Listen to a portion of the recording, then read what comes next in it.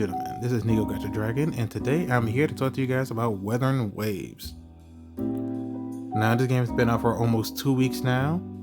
Actually, no, it might be 2 weeks by the time this is posted.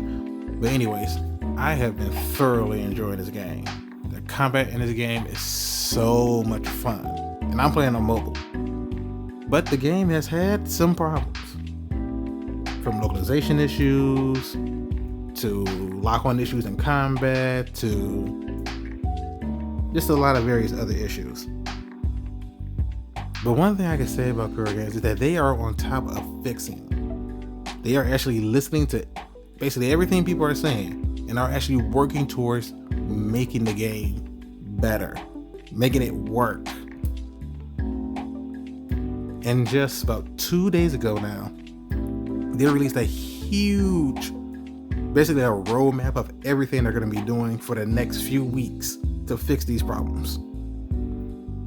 Now, one of the first things they announced is they're going to give us a new Echo event, which gives us a double yield of all the materials we need for Echoes. And that's for the 1.0 update. When 1.1 comes out, they're going to make it easier to develop your Echoes. It's going to cost less.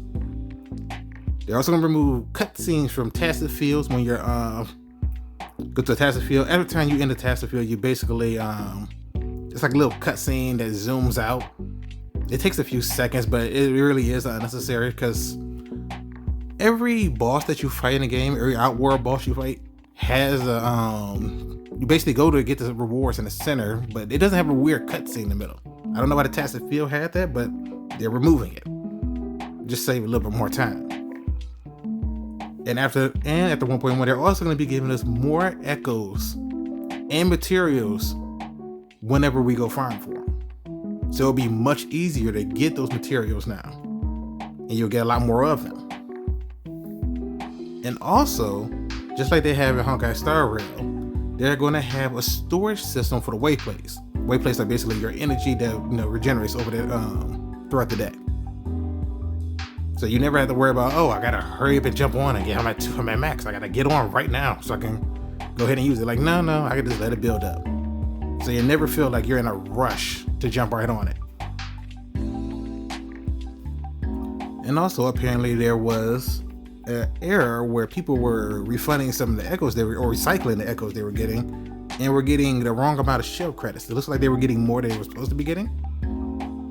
And they were basically made a quick update and fixed that. But since they didn't tell people immediately, they decided, you know what? We're gonna go ahead and give everybody 1 million shell credit. Even if you did not know anything about this, even if you did not do this, you're still getting 1 million shell credits. Just as an apology for what happened.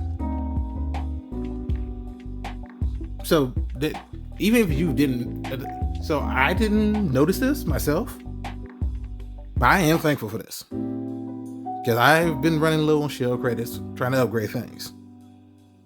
And as far as time limits, you basically can go ahead and collect it between the 30th of May all the way up to July 3rd. So you got like a little bit over a month to go ahead and claim this. And as far as the ecosystem, the poor ecosystems, they're saying they're gonna go ahead and compensate everybody with 20 crystal solvents.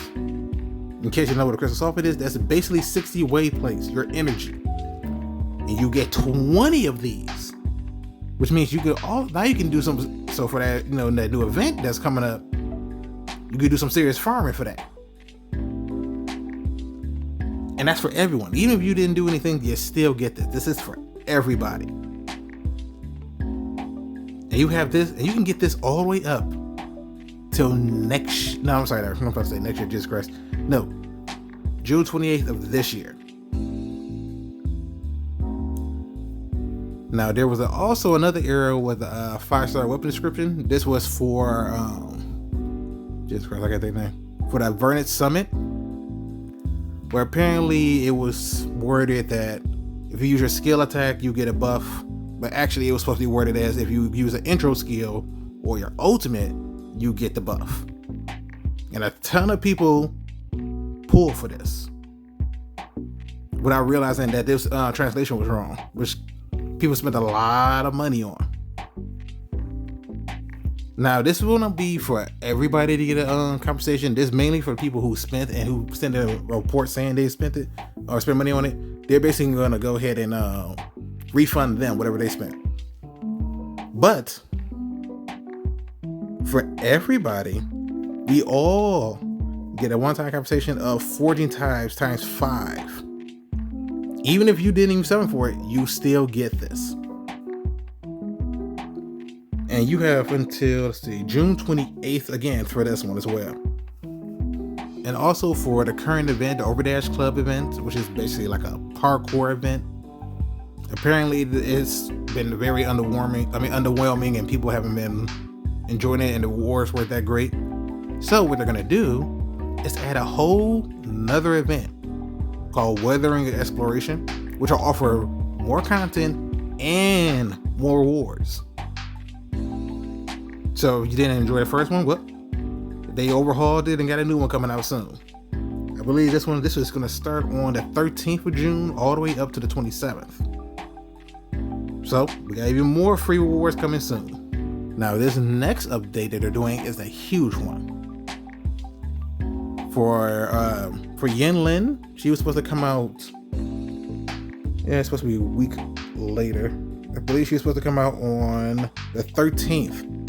Yeah, she's supposed to come out on the 13th. They have updated where she comes out a whole week sooner on the 6th. So next week, we will have Yen Lin, and we will have her story quests. And her weapon, of course, is going to be there as well. This also means that the timeline for 1.1 is going to be much sooner as well. Because it's supposed to be July 4th, I believe.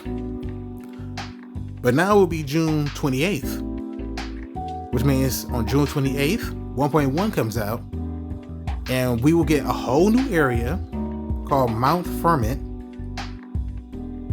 And we will get the new resonators, Jinxia and Changia. Oh my god, Changely. Oh my god, my pronunciations are going to be horrible. And we get Jue as a new boss, which I did not expect him to be a boss. At least not this fast. Also, to compensate for the inconvenience of updating everything so fast, they're giving us 10 Radiant Tide, which is basically the premium summoning currency. Now for the next problem, I've had a few problems with this, especially on mobile. With the lock-on function, they're addressing all of that. They're basically working on the auto aiming, the auto locking when you fighting bosses or anything, period.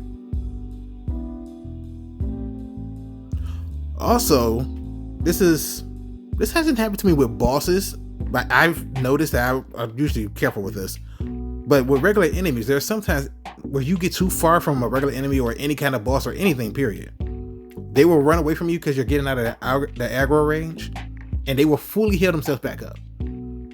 So you have an enemy that's on the last little sliver of HP and you get too far away, they will teleport back or run back and boom, full HP.